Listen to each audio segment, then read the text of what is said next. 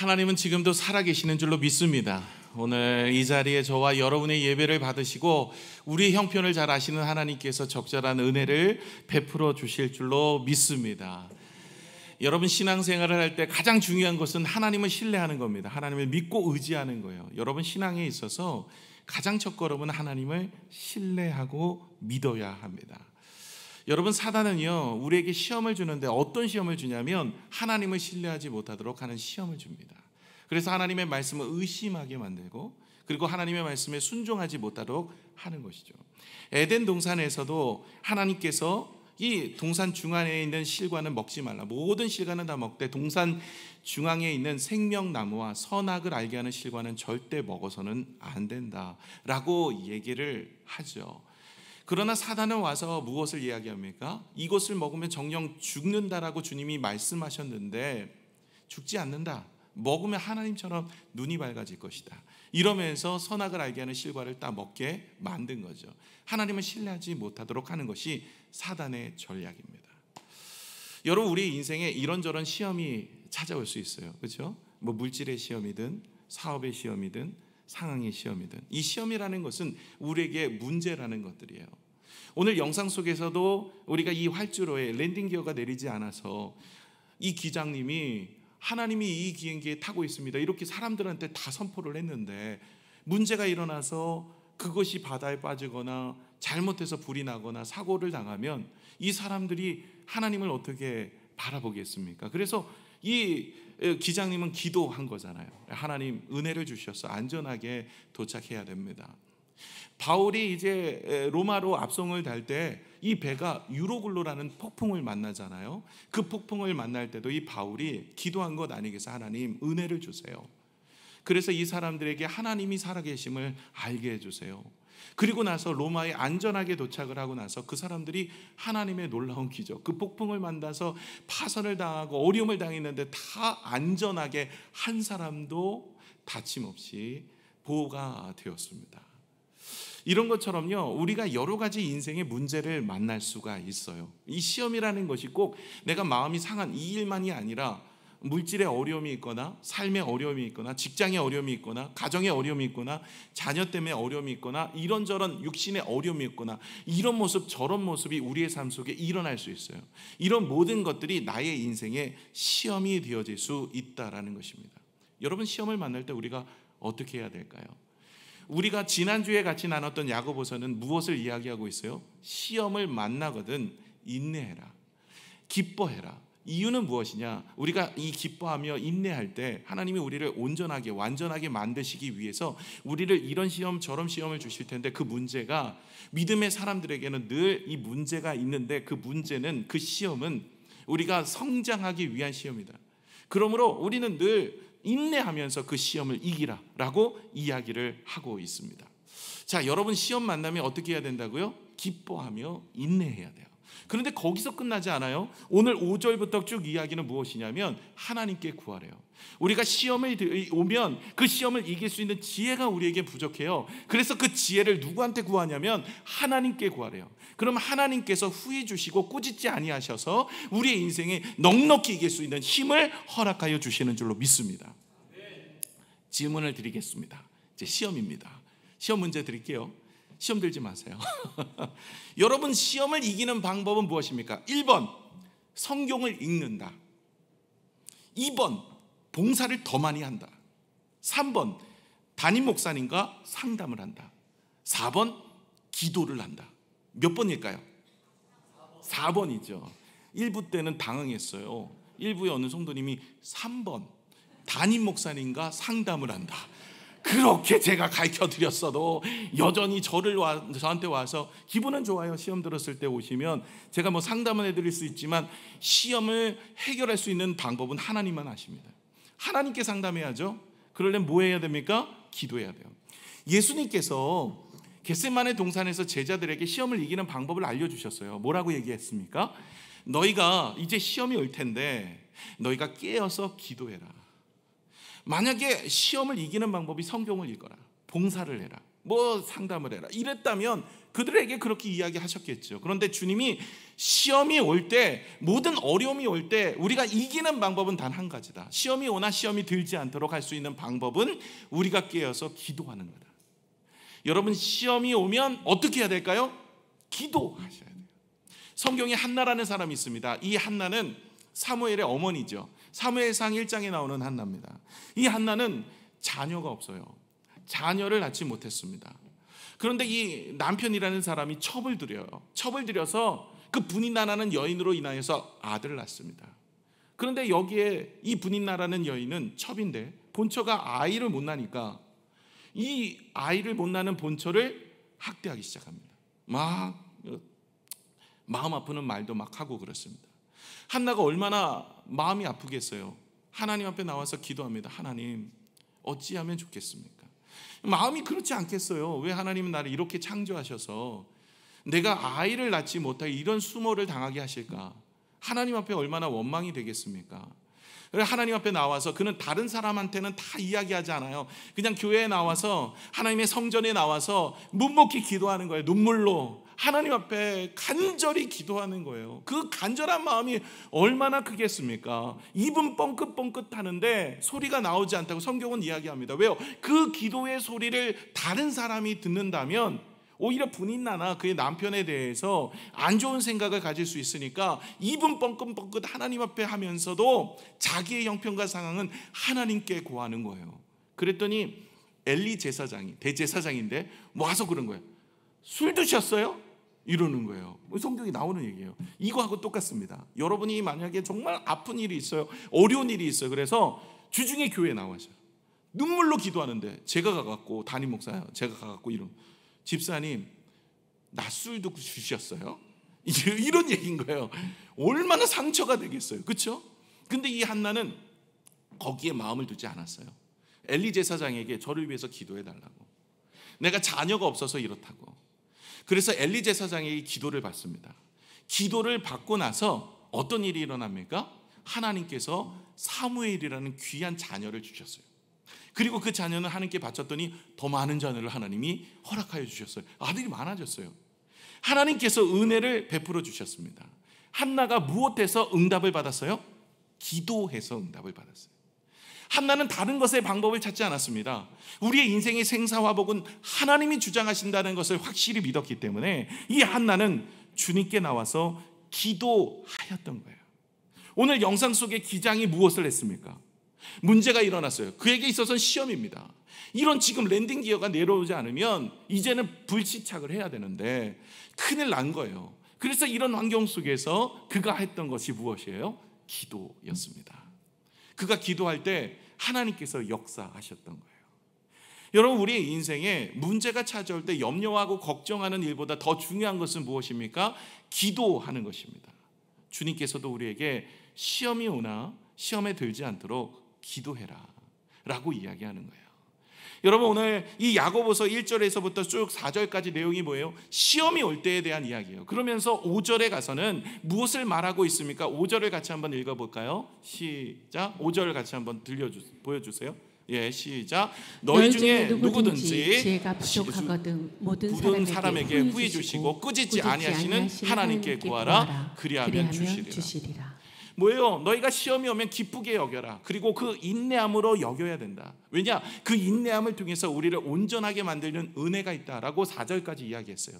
그러면 시험이 올 수 있어요. 우리의 인생에 이런 시험 저런 시험, 살면서 여러 가지 어려움들이 찾아오는 것이 다 시험인데, 그 문제가 찾아올 때 자녀 때문에, 사업 때문에, 직장 때문에, 물질 때문에, 남편 때문에, 아내 때문에, 관계 때문에 우리의 마음에 속상할 일이 생겨요.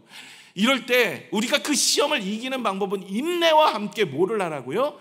지혜가 부족하기 때문에 하나님께 구하래요. 하나님께 기도하래요. 그럼 하나님이 후히 주시고 꾸짖지 아니하시며 우리에게 넉넉히 은혜를 베풀어 주신다고 말씀하십니다. 여러분, 시험이 올 때 우리가 무엇을 해야 될까요? 기도하는 거예요. 그래서 시험을 이길 수 있는 지혜를 누가 주십니까? 하나님이 주시는 겁니다. 여러분, 다시 질문을 드리겠습니다. 여러분이 여러 가지 인생의 어려움이 와요. 난간이 복잡되어져요. 힘듦이 다가옵니다. 그럴 때 어떻게 하시겠습니까? 1번, 걱정, 2번 낙심, 3번 좌절, 4번 시험 든다. 시험 오면 나는 시험 다 들어버려. 난 그냥 뭐 이러면서 시험이 오면 넘어갈 생각을 하는 거 다 들어버리는. 이래서는 안 되죠. 여기 답이 없어요. 여러분, 어려움과 역경이 오면 무엇을 해야 됩니까? 기도해야 돼요. 자꾸만 불만하고 불평하고 낙심하고 절망하는 건 하나님 방법이 아닙니다. 여러분, 문제가 있으면 어떻게 해야 돼요? 기도해야 되는 거예요. 여러분, 솔로몬이라는 사람이 있습니다. 솔로몬이 왕이 되고 나서 시험 들었어요. 시험이 온 거죠. 든 건 아니고. 무슨 시험이냐면 이 솔로몬에게 가장 큰 시험은 20대 때 왕이 됐거든요. 근데 아버지 선대왕이 너무 잘한 거예요. 선대왕이 누구예요? 아빠가 여러분은 아니죠. 솔로몬 아빠는 다윗입니다. 이 다윗이 너무 잘한 거예요. 여러분, 선대왕이 잘하면 후대의 왕들은요, 이 선대왕의 그 잘한 것을 계속 이어가야 되니까 얼마나 부담이 되겠어요. 그러니까 이 선대왕이 잘한 것을 이어가려니까 그에게는 시험입니다. 그리고 나이가 20대 때 왕이 됐기 때문에 이거 어떡하지? 아버지는 골리앗도 쓰러뜨리고 놀라운 일들도 이루어갔고 정말로 하나님의 놀라운 일들을 다 이루어서 이제까지 영광을 올려드렸는데 내가 이 아버지의 영광 그리고 하나님의 나라를 잘 다스리기 위해서 내가 나이 20대밖에 안 되는데 내 인생 어떻게 하면 좋을까? 그리고 엄마 자체도 사실 밧세바잖아요. 밧세바는 우리아의 아내였었고 가장 어떻게 보면 가문으로 봐도 비천한 거예요. 그런데 그 비천한, 이게 솔로몬이 첫째 아들이 아니에요. 다섯째예요. 다윗의 다섯째 아들이에요. 다섯 번째 아들인 자기가 이제 왕이 되고 나서 해결해야 될 방법이 모호한 거예요. 그럴 때 뭘 했습니까? 솔로몬이 1천 번제를 드립니다. 그리고 나서 하나님 앞에 지혜를 구하여 기도합니다. 하나님, 내가 이 나라를 잘 다스릴 수가 없습니다. 나에겐 시험입니다. 하나님, 나에게 지혜를 주시면 이 나라를 잘 다스리겠습니다. 이래갖고 솔로몬이 그 지혜를 받아요. 그 은혜를 받아서 하나님께서 은혜를 허락하여 주십니다. 여러분, 우리도 하나님 앞에 우리의 문제를 내어놓고 하나님, 이 문제를 해결할 수 있는 지혜를 허락하여 주시옵소서 기도해야 돼요. 제가 오늘따라 좀 흥분해 있어요. 좀 그런 거 못 느끼겠어요? 1부 때 더 했어요. 제가 어제 새벽 1시에 하나님께서 저에게 지혜를 부어주셔갖고 거의 뭐 한 2, 3시 밤새다시피 뭐 너무 마음이 막 두근두근한 거예요. 그래서 새로 개척한 것 같아요. 그래갖고 하나님 앞에 내가 몇 년 동안 내가 고민하고 있었던 일이 있었어요. 이것 때문에 이 사람 찾고 저 사람 찾고 이런 방법 저런 방법 찾다가 하나님께 기도했는데 하나님이 저에게 지혜를 주신 거예요. 그 지혜를 주시고 나니까 앞날에 대한 천사진이 쫙 보이기 시작하는데 흥분이 되는 거예요. 뭐 너무나 막 흥분이 돼갖고 아침에 제 아내 일어날 때까지 기다렸다가 아내한테 이야기했더니 제 아내가 막 좀 진정해 이러갖고 설교 안 된다고 뭐 이러면서 했는데 1부 때 하나님 앞에 은혜를 받고, 그러니까 환경은 바뀐 게 없어요. 상황은 바뀐 게 없어요. 여전히 어려울 수 있어요. 환경도 어려워요. 근데 하나님 앞에 문제를 놓고 기도했는데 하나님께서 나에게 지혜를 주시는 거예요. 그것을 가야 될 청사진을 보이는 거예요. 이전까지 내가 보지 못하고 알지 못하고 깨닫지 못하는 것들이 보이기 시작하는 거예요. 하나님이 이렇게 하셨구나. 퍼즐 조각이 맞춰지기 시작하는 거예요. 여러 가지 퍼즐 조각이 우리의 삶 속에 있었는데 이게 서서히 맞춰지면서 이렇게 가야 될 것이 보이기 시작한 거예요. 그러고 나니까 너무 막 은혜가 되는 거예요. 제가 스타일이 이래요. 다혈질이에요. 막 흥분해요. 이거 제 아내가 컴다운 안 시켰으면 제가 옷 벗고 나왔다니까. 우통 벗고 나와갖고 막 난리를 칠 뻔했어요. 너무 좋아. 너무. 요즘에 은혜가 되는 거예요. 여러분, 제가 바뀐 게 하나 없어요. 무엇이냐면 하나님 비전을 주시고 꿈을 주시고 은혜를 주시면, 하나님 지혜를 주시면 이 문제를 해결할 수 있는 은혜 주시면 되는 거예요. 여러분의 인생의 물질의 문제든 관계 문제든 삶의 문제든 남편의 문제든 이런 여러 가지 문제가 왜 문제가 되냐면 문제를 문제로 안고 살아가니까 문제인 거예요. 여러분, 문제를 가지고 주님이 나오라고 그랬어요. 무거운 짐을 지는 자들아 다 내게로 오라. 내가 너희를 쉬게 하리라. 여러분, 이렇게 주님이 말씀하시는데 하나님의 말씀을 내가 믿고 의지하지를 못해요. 갖고 나오질 않아요. 그러면 하나님이 주신 은혜를 경험할 수가 없습니다. 잠언서 1장 7절을 한번 볼까요? 이렇게 잠언과 전도서는 솔로몬이 있었어요. 이렇게 이야기합니다. 한번 읽겠습니다. 시작. 여호와를 경외하는 것이 지식의 근본이거늘 미련한 자는 지혜와 훈계를 멸시하느니라. 여러분, 여호와를 경외하는 것이 지혜의 근본입니다. 지식의 근본이에요. 그리고 지혜와 훈계를 멸시하느니라. 지식이든 지혜든 훈계든 이 말 속에는 무엇이 들어있냐면 모두가 다 하나님이 주신 것이다, 이 이야기가 들어가 있어요. 여러분, 우리가 인생을 살아갈 때 지식이든 지혜든 우리의 인생에 하나님이 주시는 은혜의 길을 열어가시기를 원하신다면 주님께 나와야 돼요. 그리고 하나님 앞에 의지하면 하나님이 주십니다. 시편 14편 1절의 말씀 한번 읽어볼까요? 시작. 어리석은 자는 그의 마음에 이르기를 하나님이 없다 하는도다. 그들은 부패하고 그 행실이 가증하니 선을 행하는 자가 없도다. 여러분, 하나님이 없다 하는 사람이 제일 미련한 자예요. 어리석은 자예요. 하나님 지금도 살아계시고 모든 것을 주장하셔서 우리가 하나님 앞에 지금 이 문제를 가지고 기도하는 거예요. 왜 기도 안 합니까? 하나님을 신뢰하지 않아요. 하나님을 의지하지 않아요. 하나님이 내 문제를 해결해 주실 수 있다는 믿음이 없어요. 그러니 기도하지 않는 거예요. 이건 어리석은 일이라는 거예요. 하나님은 지금도 살아계셔서 우리 믿음의 사람들에게 주실 것을, 이 문제를 해결할 방법을 다 계획해 놓았는데 우리가 기도하지 않으니 받아 누리지 못하더라는 거예요. 잠언서 3장 5절에서 7절을 보시면 이렇습니다. 함께 읽겠습니다. 시작. 너는 마음을 다하여 여호와를 신뢰하고 내 명철을 의지하지 말라. 너는 범사의 그를 인정하라. 그리하면 내 길을 지도하시리라. 스스로 지혜롭게 여기지 말지어다. 여호와를 경외하며 악을 떠날지어다. 아멘. 우리의 인생의 길을 하나님께 맡기면 하나님이 우리에게 지혜를 주셔서 넉넉히 이길 힘을 주신다는 이야기를 하고 있습니다. 여러분, 솔로몬에게만 지혜를 주신 게 아니에요. 솔로몬이 왕이 되고 자신의 인생에 있어서 이거 아버지보다 잘할 수 있을까? 아버지의 영광을 제대로 이어갈 수 있을까? 여기에 마음의 시험이 찾아온 거죠. 그럴 때 일천번제를 드리고 하나님 앞에 지혜를 구했어요. 그 지혜가 무슨 내용입니까? 열왕기상 3장 10절에서 13절을 볼게요. 시작. 솔로몬이 이것을 구하매 그 말씀이 주의 마음에 든지라. 이에 하나님이 그에게 이르시되 내가 이것을 구하도다. 자기를 위하여 장수하기를 구하지 아니하며 부도하기를, 자기 원수의 생명을 멸하기도 구하지 아니하고 오직 송사를 듣고 분별하는 지혜를 구하였으니 내가 내 말대로 하여 내게 지혜롭고 총명한 마음을 주노니 내 앞에도 너와 같은 자가 없거니와 내 뒤에도 너와 같은 자가 일어남이 없으리라. 내가 또 내가 구하지 아니한 부귀와 영광도 내게 주노니 내 평생의 왕들 중에 너와 같은 자가 없을 것이라. 아멘. 아멘. 여러분 보세요.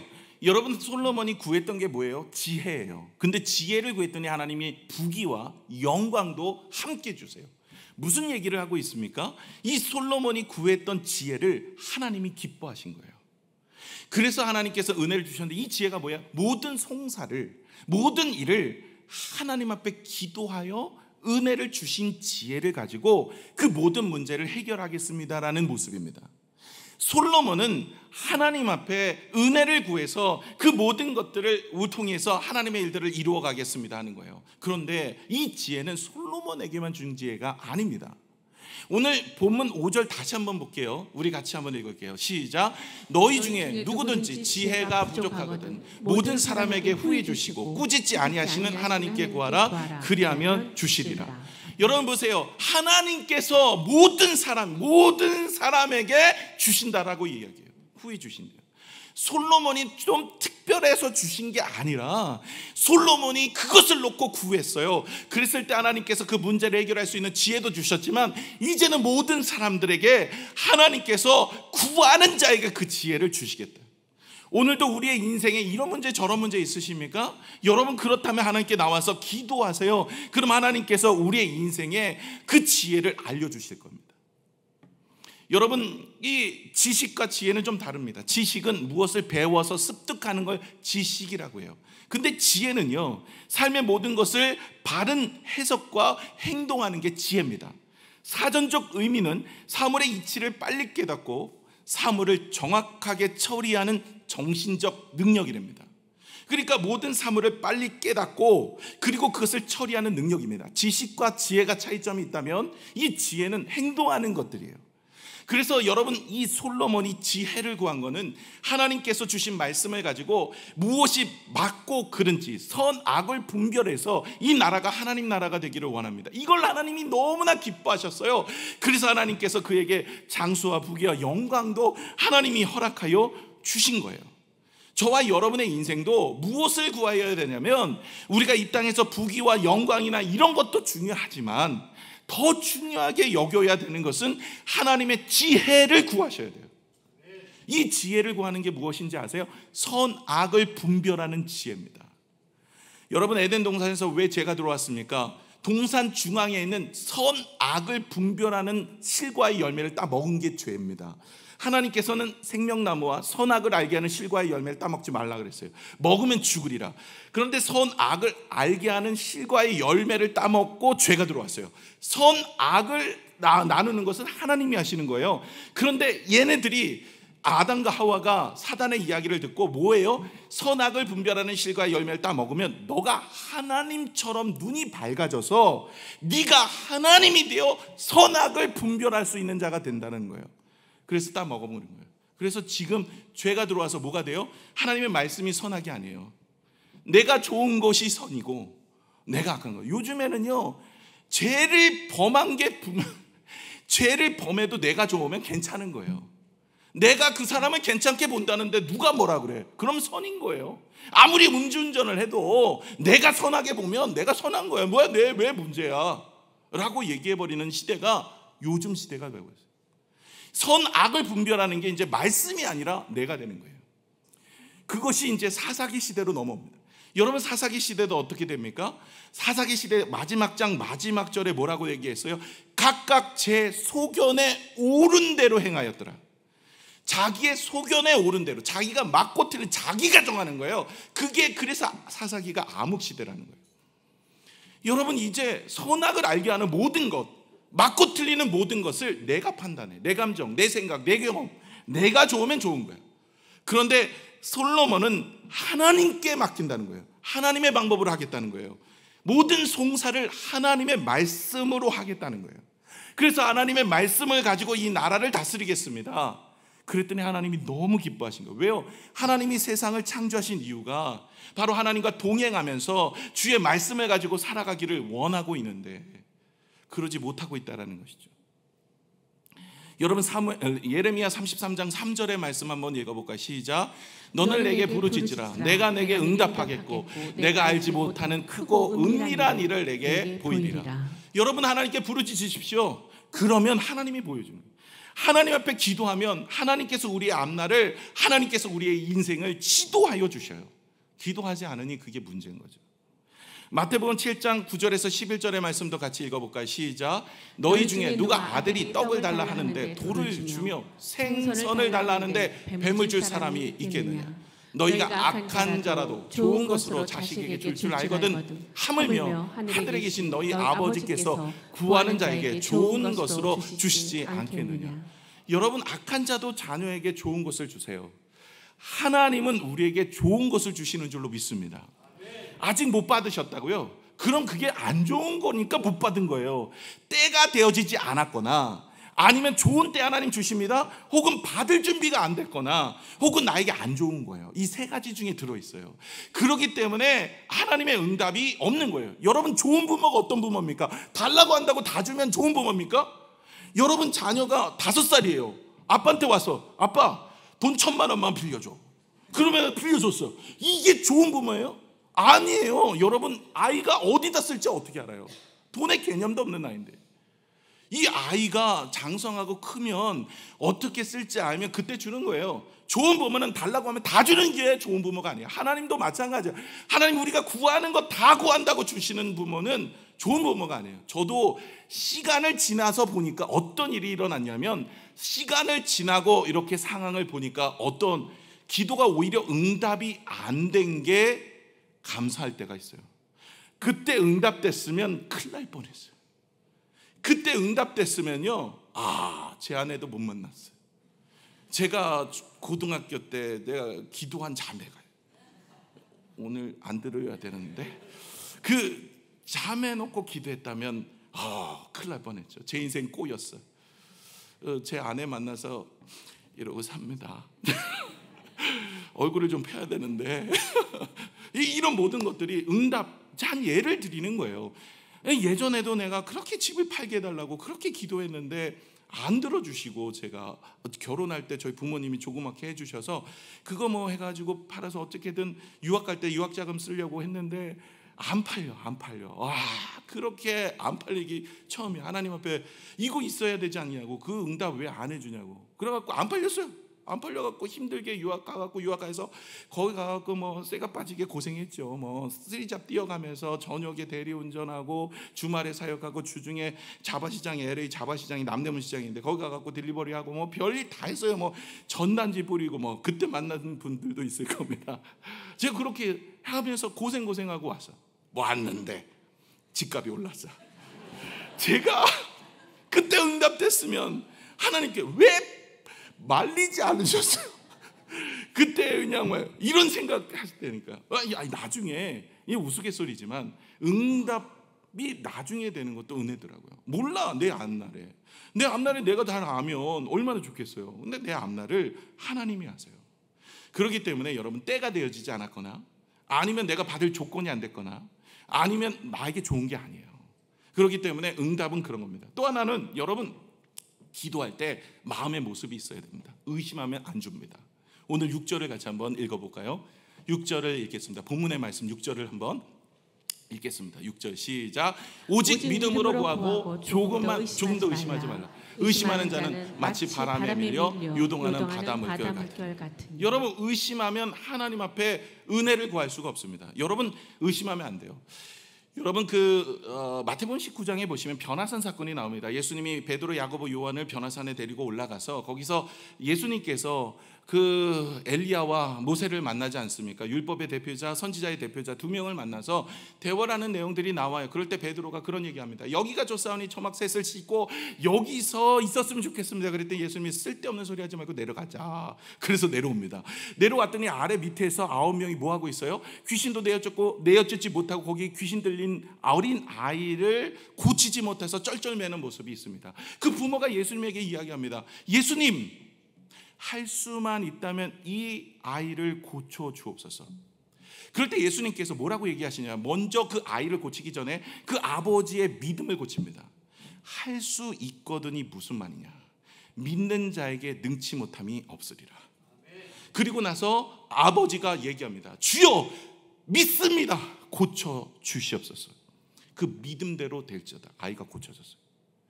여러분, 우리가 기도할 때 의심 반 믿음 반 이러고 기도해요.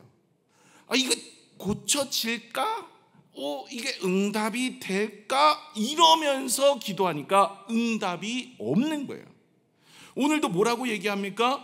너희가 6절에 7절에 보시면 뭐래요? 이렇게 의심하면서 기도하는 받을 주께 없기를 생각하지 말래요. 의심하며 기도하면 받지 못한다는 이야기를 하고 있습니다. 여러분, 아까 서두에 한나의 이야기를 잠깐 드렸습니다. 마가복음 11장 24절에 이런 말씀이 있습니다. 마가복음 11장 24절, 자 같이 읽어볼까요? 시작. 그러므로 내가 너희에게 말하노니 무엇이든지 기도하고 구하는 것은 받은 줄로 믿으라. 그러면 너에게 그대로 되리라.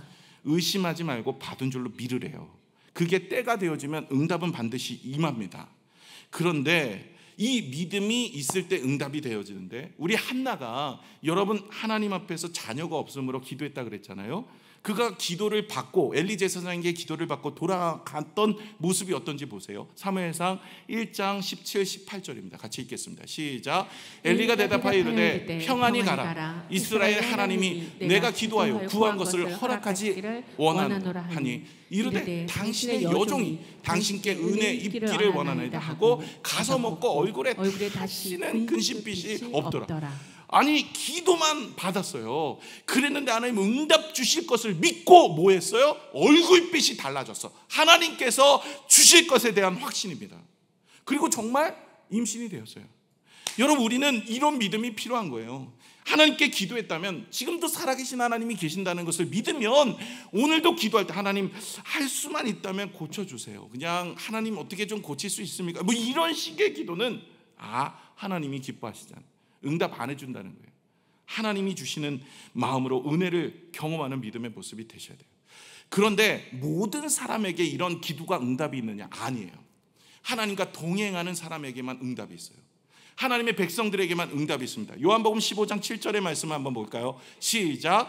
너희가 내 안에 거하고 내 말이 너희 안에 거하면 무엇이든지 원하는 대로 구하라. 그리하면 이루리라. 무엇이든지 구하는 대로 이루어지기 위해서는 해야 될 일이 있어요. 내 안에 거하고 내 말이 너희 안에 거하는 거예요.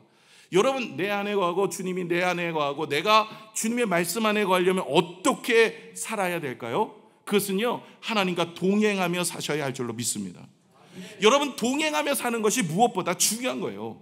하나님과 동행하는 인생에게는 기도의 응답이라는 축복이 있습니다. 요셉이 하나님과 동행하여 하나님께서 그의 인생에 축복을 주셨어요. 아브라함에게도, 야곱에게도, 모세에게도, 여호수아에게도, 제자에게도, 우리에게도 주님이 뭐라고 얘기하셨어요? 내가 너와 함께 할 것이다 라고 말씀하십니다. 그리고 주님과 동행하는 인생으로 사시게 되어진다면 그 사람은 하나님과 함께 놀라운 일들을 이루어가는 거예요. 하나님이 우리를 창조하신 이유가 뭐예요? 전도서 12장 13절을 한번 볼까요? 함께 읽겠습니다. 시작. 그의 결국은 다 들었으니 하나님을 경외하고 그의 명령을 지킬지어다. 이것이 모든 사람의 본분입니다. 하나님을 경외하고 그 명령을 지켜 행하는 사람이 누굽니까? 주님과 동행하는 사람이에요.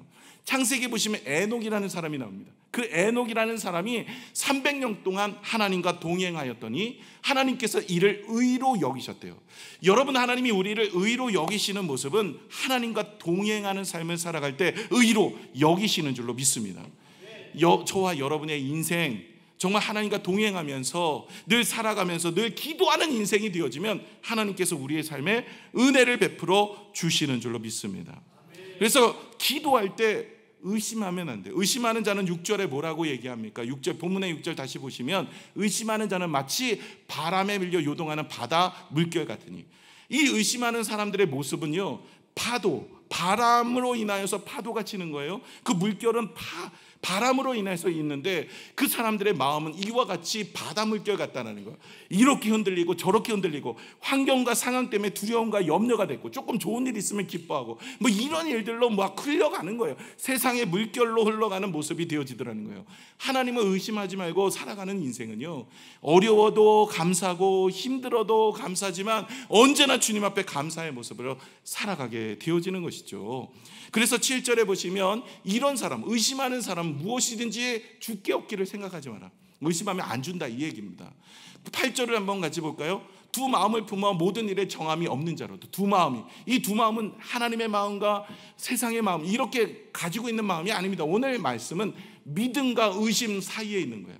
믿음과 의심 사이에 마음을 품고 있는 그 사람들의 기도는 하나님이 응답해 주시지 않고 그 사람은 여전히 그런 마음으로 정함이 없는 자로 살아가고 있다는 거예요. 그러므로 의심하면 아무것도 안 되는 거죠. 여러분, 아브라함이 하나님의 본토 친척 아비 집을 떠나서 가나안 땅에 들어갔어요. 창세기 12장에 보시면 들어가서 제단을 쌓고 여호와의 이름을 불렀는데 바로 기근이 들었어. 그러니까 아브라함의 마음이 많이 상했습니다. 그래서 애굽으로 먹고 살려고 내려갑니다. 기근 들었으니까 애굽에 음식이 있어서 애굽으로 내려가요.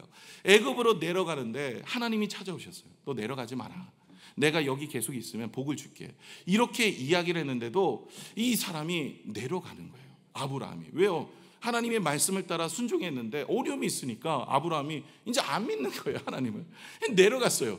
내려가는데 아직 그때는 믿음이 적었어요. 그래 내려가서 아내가 너무 이뻐요. 제 아내처럼 이뻐요. 그래서 누이라고 속이는 거예요. 왜요? 아내가 이뻐서 아내를 빼앗으려면 나를 죽일 수도 있으니까, 바로 왕이. 그래서 아내가 이쁘다는 거니까 아내라고 얘기하지 않고 누이라고 얘기했어요. 동생이라고 얘기한 거예요. 그랬더니 애굽의 바로 왕이, 그 이름이 바로잖아요. 바로 그 아내를 사라를 자기의 아내로 취했어요. 그러니까 첫날 밤을 보내는데 하나님이 찾아오신 거예요. 바로에게 찾아와서 너 왜 남의 아내를 그래? 아니 얘 누이라고 하던데요? 얘 아브라함의 아내야. 그러면서 내가 너에게 벌을 내. 이러니까 얘가 이제 당황한 거예요. 그래갖고 아침에 일어나갖고 아브라함 불렀어요. 너 얘 아내라면서. 아내도 맞아요. 누이도 맞고. 왜냐면 누이인데 거기 시족 사이기 때문에 그래요. 그러기도 맞는데 아내가 맞다는 거예요. 그런데 너 나를 죽이려고 이러느냐? 하나님이 나를 치신다 그래요. 빨리 가라. 그러면서 많은 재물을 가지고 보냅니다. 그때 아브라함이 그 많은 재물과 아내와 같이 기근이 든 가나안 땅에 들어와요. 가나안 땅에 들어오니까 막 사람들이 눈이 휘둥그래요. 어디서 이런 많은 재물을 갖고 왔느냐라고 하면서 하나님이 주신 것에 대한 선포를 합니다. 여러분, 비록 아브라함의 믿음이 없는 것처럼 보였으나 하나님은 여전히 그를 믿음의 사람으로 만들기 위해서 붙들고 계셨어요.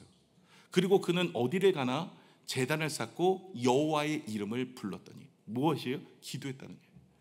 그는 늘 기도했습니다. 그의 아들 이삭이 나이 40에 결혼도 못했을 때도 기도하고 그 아내를 얻게 되어지죠. 이런 모든 것도 하나님 앞에서 기도했어요. 기도하니까 하나님이 주신 것을 알아요. 그리고 신뢰를 하게 됩니다. 그렇게 해서 정말 믿음의 조상이 되도록 만듭니다. 그러다 보니까 그런 어려움들을 다 겪고 나서 하나님을 신뢰하고 의지했더니 나이가 이제 많았을 때 이제 이삭을 바치라 했을 때도 바칠 수가 있었던 이유도 하나님을 신뢰하는 믿음이 생겼기 때문에 그렇습니다. 여러분, 말씀을 맺겠습니다. 우리의 인생의 생사화복을 누가 주장하십니까? 하나님입니다. 여러분의 문제를 해결할 수 있는 분은 누구십니까? 하나님입니다. 여러분, 성경을 읽거나 봉사를 많이 하거나 아니면 저를 찾아온다고 해결되지 않습니다. 여러분, 문제를 해결할 수 있는 유일한 방법은 기도밖에 없습니다. 하나님이 우리의 인생에 지혜를 주시는데 그 문제를 잘 해결해 줄 수 있는 지혜를 후히 주시는데 하나님께서 더하여 주실 줄로 믿습니다. 저와 여러분의 인생 하나님께 맡기면요, 하나님이 붙들어 주실 줄로 믿습니다. 인생의 풍랑이 와요, 기근과 어려움이 와요. 그럴 때 여러분, 하나님을 의심하지 마세요. 하나님 붙잡고 살아가는 여러분 되시기를 바랍니다. 시험이 오나 시험을 이길 능력은 기도하여 하나님이 주시는 거예요. 하나님이 우리에게 그 이길 힘과 지혜를 허락하여 주시는 줄로 믿습니다. 그러나 한 가지 의심하지 마시고 늘 주님과 동행하는 삶을 살아내신다면 여러분의 인생은 하나님께서 응답하여 주시고 힘을 주실 줄로 믿습니다. 함께 기도하겠습니다.